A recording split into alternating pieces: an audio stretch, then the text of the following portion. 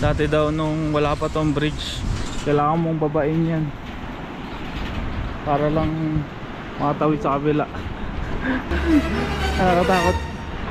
Uy, huwag yung galawin!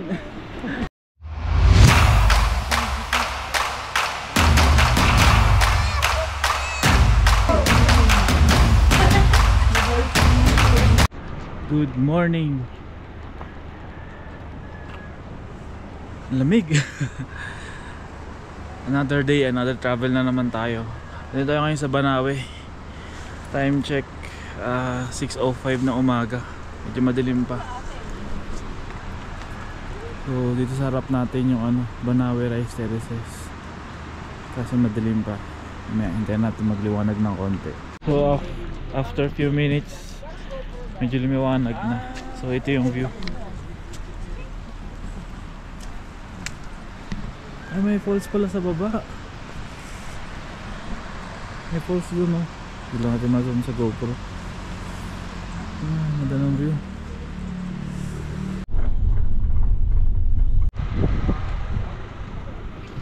So dito pa lang sa tourism information. Ang ganda, no? Ito yung sabi ng Chico River. Yung baba. Yung sa baba. Yung pala siyang dam. Ang lamig.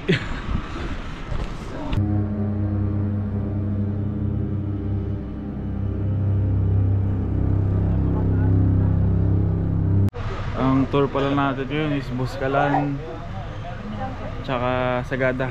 So day 1 natin is Buscalan. Diyan tayo mag-stay sa taas na yan. So there are two ways para makakit doon. Pwede tayo dumaan ng bridge o kaya yung zipline. Pero hindi tayo mag-zipline. Mag-bridge tayo ngayon.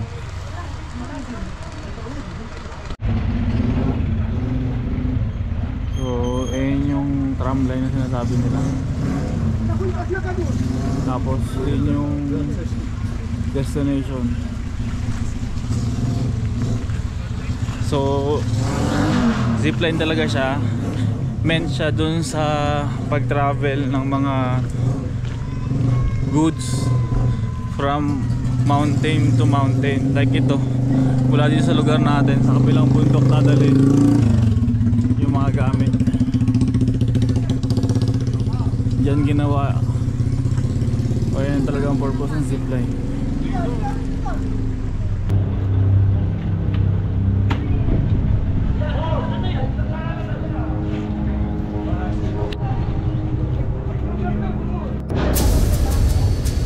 Hanging bridge pala talaga ata ito. So start na natin ng trek. Mga 30 minutes lang naman to. Depende sa pacing. Dati daw nung wala pa tong bridge, kailangan mong babain yan para lang makatawid sa kabila. Nakakatakot. Uy, huwag yung galawin! Nakakangatog doon dumaan sa hanging bridge na yun. Pag medyo takot ka sa matataas na lugar, tapos makikita mo yung ilalim, talagang kakabahan ka eh. So ito pa yung next challenge natin, matarik.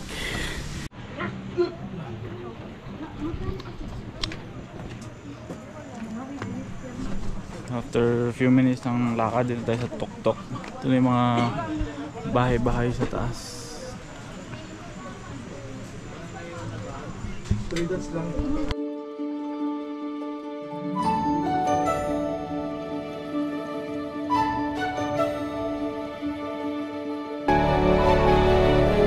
So, dito yung tatuan yung si Apo. Mamaya papatato tayo dyan. Hanap na tayo ng matutuluyan.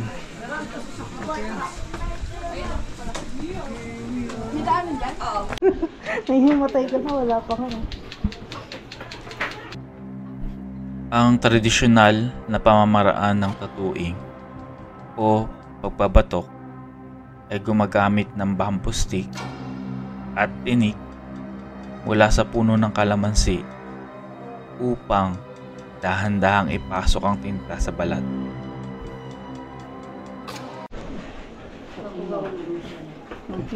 Okay, we're done. With our first tattoo. Sakit pala talaga. Meron isa dito, papatattoo dito. Kaya mo yan, B. Para kayo pala kumain. Ngayon din ako siya.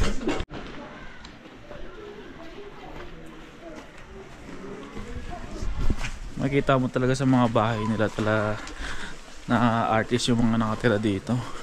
Yung ibang bahay may mga design. Tapos may mga symbol ng tribe nila. Pupuntahan natin yung rice fields nila dito. Ay, walang mga tanim ngayon, sir? Anong araw yung buwan? Yung usual na tanim dito? Hindi, pagkatapos na tulo. Linis. Lilinisan pa. Okay. Check natin yung rice fields.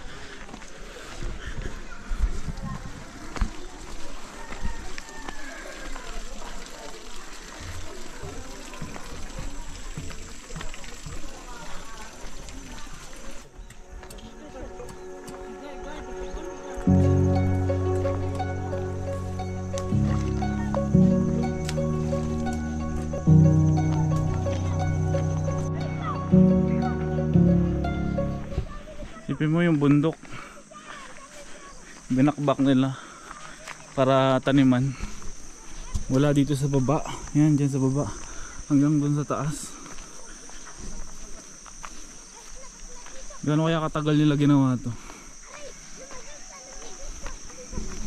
So ito, ready na itong taniman. Kaya lilis lang ng konti para mataniman. Okay, galing. Papatubigan ng ganon. Yun doon sa baba. Sabagay. Para mamatay din mga kuhol, no? May mga kuhol dito, no? Okay. So yun yung mga baby na palay.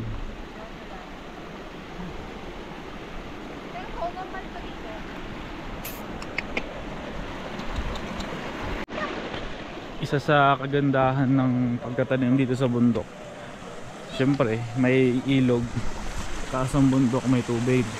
Tapos dito sa gilid ng palayan may maagos na ilog galing sa bundok. So yun yung mga patubig na nilalagay nila sa mga palay, mga tanim nila.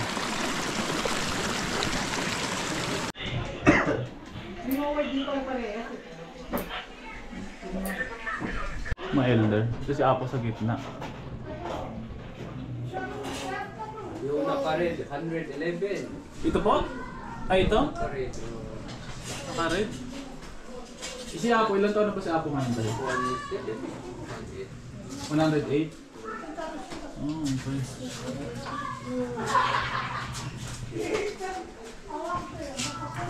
Sino po yung nasa taas? Sir, mabalinin ng mga. Kabalin mo nga, Dad? Wait. Siya po yung nasa taas? Kabalin mo, gaya mo. Opo, eh, nasa taas.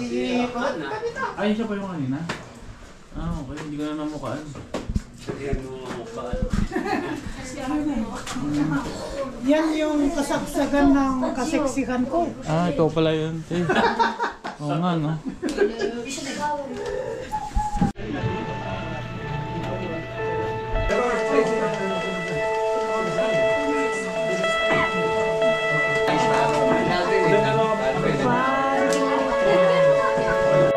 Tapos na natin magpatato. Ang sakit. So yun, tapos na yung tattoo natin. Tatlong dot. Yan yung signature ni Apo. Sakit. Okay. Ito pala yung ginamit sa ating pang tattoo. So tinik lang to ng suha na nilagay sa kahoy. Tapos meron din siyang lock. Yan. So binibenta nila ito ng 150 pesos. Bago kayo magpatato, kailangan bumili muna kayo nito. Okay, time check. 12:09 ng tanghali. Pababa na tayo. Next stop natin sa Sagada. Pero unang challenge natin is yung pababa, yung inakit natin kahapon. Yun, nakakatakot yung gitna nung bridge kasi gumagalaw. Mas nakakatakot naman pag nag zipline tayo na ganyan.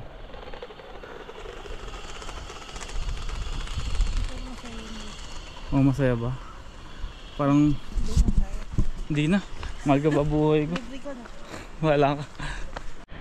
Yung tattoo pala ni Wang Od, signature lang yung kaya niyang gawin dahil syempre sa edad na niya.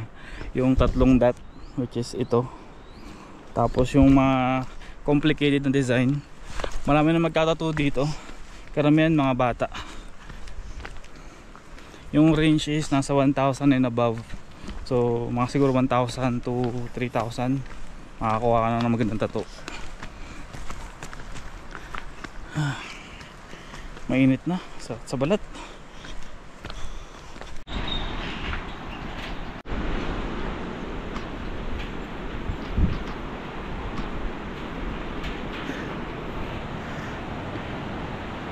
Diretso na.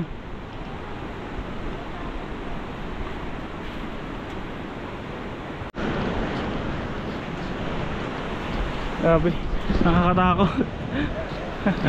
Nakangatog ng tuhod yung ilalim oh. Ako. Uy. Sikat na signage papunta dun sa village ni Wang Od. Ayan, mga nag-picture dito. Ghost. Yun. Ito, kuta, Bug na yan. kuta ng NPA dati. Oo, yung dating video na mapanood mo yung kay Padre Burgos na pare na naging MPA. Yun. Makikita mo naman si history niya. Tapos dito rin yung tatlong lokal na pinatay kasi ayaw nilang pumayag na maglagay ng dam. Ay, yung may picture nung ano doon sa kanto doon. Yun. Okay. Oo, mawawala po yan. Yung kay Padre Burgos tayo, yun. Yung dating, di ba, nagkuta ng Kalinga. Yun, lugar na yun. Yung sinabog na yan. Gulo mo, yung lulubog nila yan, ha? Para magawa yung dam. Ay, natanggal yung village. Siyempre, ilulubog nila yan eh. Kapag sabihin mo ano eh. Okay. So ito magiging dam. Itong part na ito magiging dam. Tapos doon yung ano, dadaloy. Hindi, sabi pag ano talaga, lubog yan. Pag nilagay ng dam yan. Dito. Welcome to Marlborough Hills. Ganda ng Sea of Clouds.